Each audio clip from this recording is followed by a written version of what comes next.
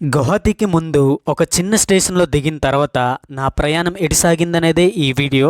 అది ఇంకెక్కడో కాదు, కొండలంతా మేఘాలతో నిండే మేఘాలి స్టేట్కి ఈ అస్సాం నుంచి నా ప్రయాణం మళ్ళీ మొదలైంది. ఈ ప్రయాణంలో కొంతమంది తెలుగు వాళ్ళు కలయిక, మధ్యలో ఎన్నెన్నో అద్భుతమైన ప్రదేశాలు, మేఘాలయలో నా స్టేయింగ్ మరెన్నో ఈ వీడియోలో చూద్దాం.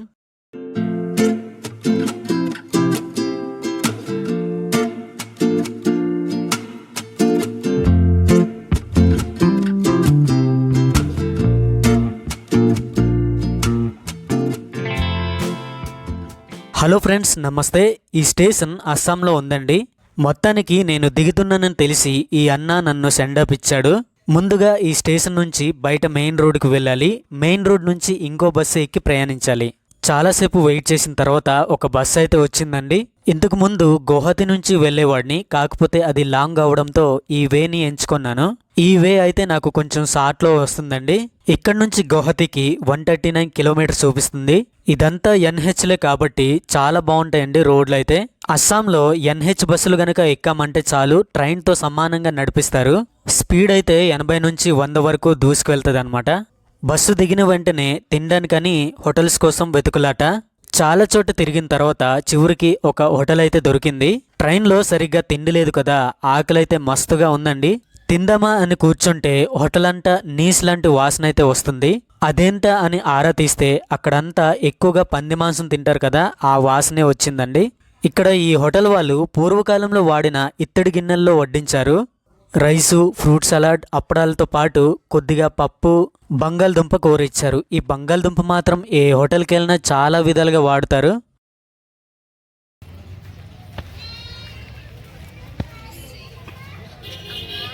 గంట సేపు వెయిట్ చేసిన తర్వాత కొండల్లో ఎక్కే ఓ వింగర్ అయితే దొరికింది. మధ్యాహ్నం 2:30 గంటలకు తీస్తాడండి ఈ వింగర్ అయితే. అక్కడికి చేరుకునేసరికి 5, 6 అవ్వచ్చు. ఇక్కడ ట్రైబల్స్దే రాజ్యం అండి, మధ్యవర్తులు ఎవ్వరు ఉండరు అనమాట. పండించిన పంటలన్నీ ఇక్కడ వాళ్ళే అమ్ముకుంటున్నారు. వెళ్ళేది మేఘాలయ అన్నాను కానీ డెస్టినేషన్ ఎక్కడనేది చెప్పలేదు కదా. లాస్ట్ టైం మనం ఆల్రెడీ విజిట్ చేసామండి, గారో హిల్స్ అనమాట. అది ఈస్ట్ వైపు ఉంది. ఎన్హెచ్ని వదిలి లోకల్ రోడ్డుకి వెళ్తుంది ఈ వింగర్ అయితే, అందుకే రోడ్లు చాలా చిన్నవిగా కనిపిస్తున్నాయి. ఇక్కడ ఈ పాప ఎందుకు అరుస్తుందో తెలుసా? పక్కనే కూర్చున్నాడే వాడు ఆ పాపని గెలుకుంటాడు. అందుకే సీరియస్ అయ్యి అతనికి గారో భాషలో తిడుతుంది.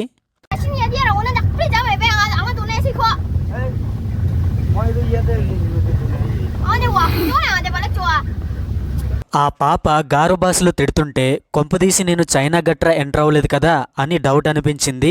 ఆ భాషకి వీళ్ళు మాట్లాడే భాషకి పెద్ద తేడా అనిపించలేదు నాకైతే. ఏదైతేనేం చైనా వెళ్ళకుండానే అక్కడ భాష ఇక్కడ వింటున్నాను, అది చాలు నాకు. కొండల్లో ప్రయాణించే కొలది సూర్యుడు అస్తమించే ఓ దృశ్యం ఎదురయ్యింది. ఈ వ్యూ అయితే మళ్ళీ మళ్ళీ రాదండి, చాలా బాగుంది. ఇలాంటివెన్నో అద్భుతమైన సీనరీస్ అయితే ఇక్కడ ఈ మేఘాలయలో చూడొచ్చండి. ఈస్ట్ గారుకు చేరుకునేసరికి రాత్రి అయింది. 7 వరకే ఇక్కడ షాపులుంటాయి, ఏదైనా తినాలన్నా రూమ్ వెతకాలన్నా. ఆ తర్వాత మొత్తం దుకాణం బంద్ చేసేస్తారు. లేక ఇక్కడ ఒక చిన్న రూమ్ అయితే దొరికిందండి. ఆ రూమ్ తీసుకొని బయట దొరికే పకోడీలతోనే డిన్నర్ కంప్లీట్ అయింది. పొద్దున్న లేవంగానే బయటకు వచ్చి చూస్తే ఫుల్ ఫాగ్. మీకు ఇక్కడ కనిపించే ఈ వ్యూ అనేది నేను తీసుకున్న రూమ్ నుంచేనండి. ఈ కొండల్లో దుకాణాలన్నీ చుట్టుముట్టే ఈ మేఘాలను చూస్తూ భలే సంతోషం అనిపించింది. ఇలాంటివెన్నో ఇంకా ఈ మేఘాలయాలు చూడొచ్చులేండి. Good morning friends. ఇక్కడ పేరుకి తగ్గట్టే మేఘాలయాల్లో మేఘాలు పూర్తిగా వస్తున్నాయి. ఇది కొండ మీద అండి, కొండ మీద ఒక డిస్ట్రిక్ట్ అన్నమాట ఇది. యాక్చువల్లీ ఈ రూము డబల్ బెడ్ కాబట్టి 600 చెప్పాడు. ఒక్కడనే కాబట్టి కన్వెంట్ చేసా 400 అయింది. పక్కనే ఉన్న రూమ్లు చూసినట్లయితే కొంచెం భయంకరంగానే ఉన్నాయి. ఉండేది ఇక్కడ కాదు కాబట్టి ఒక్క రాత్రికి మాత్రమే ఈ రూమ్ అయితే అద్దెకు తీసుకున్నా.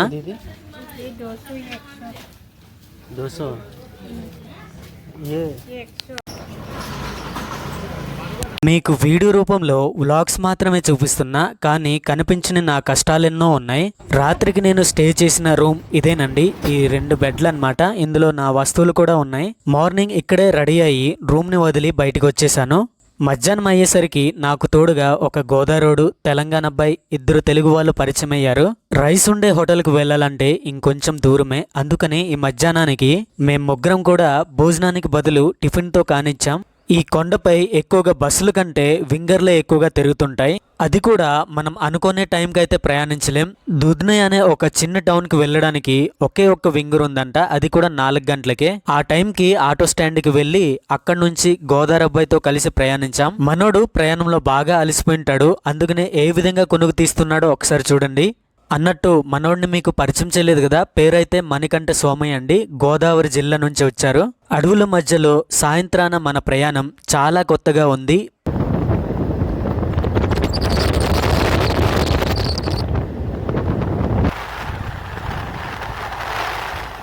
సాయంత్రం సుమారుగా 6:30కు ఇక్కడ ఒక లోకల్ రైల్వే స్టేషన్కు చేరుకున్నాం. ఇది మెయిన్ స్టేషన్ అయితే కాదులేండి, ప్యాసింజర్ ట్రైన్లు మాత్రమే ఆగుతాయి. మేము వెళ్ళిపోయే టౌన్కి అయితే డైరెక్ట్ వింగర్ అయితే దొరకలేదండి, అందుకని మళ్ళీ అస్సాంకు రావాల్సి వచ్చింది. ఇక్కడ నుంచి మళ్ళీ బస్సు ఆటోలు కాకుండా ఒక ట్రైన్ మీద జర్నీ చేయబోతున్నాం. ఉదయము మధ్యాహ్నం టిఫిన్లు తినే కడుపు నింపుకున్నాం. పోనీ రాత్రికైనా రైస్ దొరుకుతుందా అంటే కాదు. ఈ రైల్వే స్టేషన్లోనే దొరికే చిన్న చిన్న తినుబండరాలను తింటూ ఒక టీ అయితే తాగాము. అలా 2 గంటల పాటు వెయిట్ చేస్తూనే 8:30 గంటలకు ఈ ట్రైన్ అయితే వచ్చిందండి. మనోడు ఇంటి నుంచే కొన్ని బన్నలు అయితే తెచ్చాడండి, అవైతే చెరువు పంచుకొని తిన్నాం. ఈ ట్రైన్ జర్నీ అనేది సుమారు 2 గంటల పాటు జర్నీ చేసిందనమాట.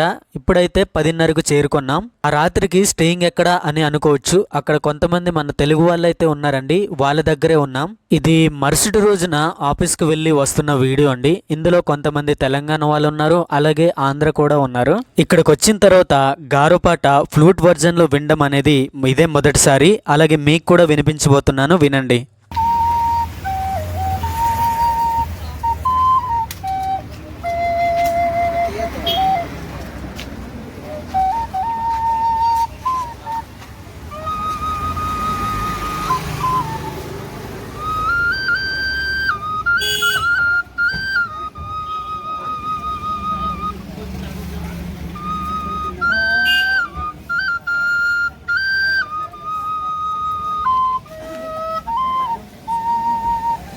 మన దగ్గర కాళ్ళు చేతులు బాగుండి కూడా పని చేయకుండా బెగ్గింగ్ చేసే వాళ్ళే ఎక్కువగా ఉంటే, ఇక్కడ మాత్రం కుంటి వాళ్ళు, గుడ్డి వాళ్ళు, అంగవైకల్యం కలిగిన వారు మాత్రమే బెగ్గింగ్ చేసుకుంటారండి. సో ఇలాంటి వాళ్ళకు దానం చేస్తే తప్పేం లేదు కదా. ఈయనైతే గుడ్డివాడండి, కాకపోతే ఫ్లూట్ అయితే బాగానే వాయిస్తున్నాడు, వినిసొంపుగా ఉంది. నమ్మశక్యం కాని మరో నిజం చెప్తారండి. వీళ్ళు వాడే బళ్ళు పాతది, డొక్కు బల్లే అయినా పైసా వసూలు మాత్రం మామూలుగా ఉండదు. మేము వెళ్తుంది కేవలం 6 కిలోమీటర్లు గాను 50 రూపాయలు. అదే 10 నుంచి 15 కిలోమీటర్లు వెళ్ళాలంటే 100 రూపాయలు. 100 కిలోమీటర్లు గాను 300 వసూలు చేస్తారు. సో వచ్చి రాగానే ట్రాన్స్పోర్ట్ విషయంలో ఎక్కువగా ఉంటుందని తెలుసుకున్నాను. రూమ్ దొరికేంత వరకు బయట హోటలే మా గతి. బయటకు వచ్చి భోజనము టిఫిన్ చేస్తూ మళ్ళీ ఆఫీస్కి వెళ్ళడం, రిటర్న్ రావడం. ఈ టౌన్లో ఉండడానికి గాను రూమ్ల కోసం తిరిగిన ప్లేస్ అంటూ లేదు. 2-3 రోజులు బాగా తిరిగిన తర్వాత ఒక రూమ్ అయితే దొరికిందండి. మొత్తానికి మేమిద్దరం ఇప్పుడు ఒక రూమ్ అయితే తీసుకోబోతున్నాం. రూమ్ ఎలా ఉందో కామెంట్ చేయండి. ముందుగా రూమ్ అంతా చీపురుతో తుడిచి ఆ తర్వాత సర్ఫెక్సల్ నీళ్లతో కడిగాము. ఈ రూమ్ చూడంగానే ఒక అట్రాక్షన్ అయితే అయింది నాకు, అంటే ఈ రూమే బాగుంది అనిపించింది. మరి రూమ్ కి మంత్లీ రెంట్ ఎంత అనుకుంటున్నారా? ఇప్పుడు చెప్తారండి. కరెంట్ బిల్ ఏం కట్టనవసరం లేదండి, కేవలం రూమ్ రెంట్ గాను 2500 కడితే చాలంట. మొత్తానికి నా స్టే అయితే దొరికింది. ఇక ఇక్కడే ఉండిపోతున్నా. ఈ వీడియో ఇంతటితో ముగించాలనుకుంటున్నాను. నచ్చితే ఈ వీడియోని లైక్ చేయండి, షేర్ చేయండి. మరో కొత్త వీడియోలో కలుద్దాం. అందరికీ నమస్తే, అందరికీ బాయ్ బాయ్.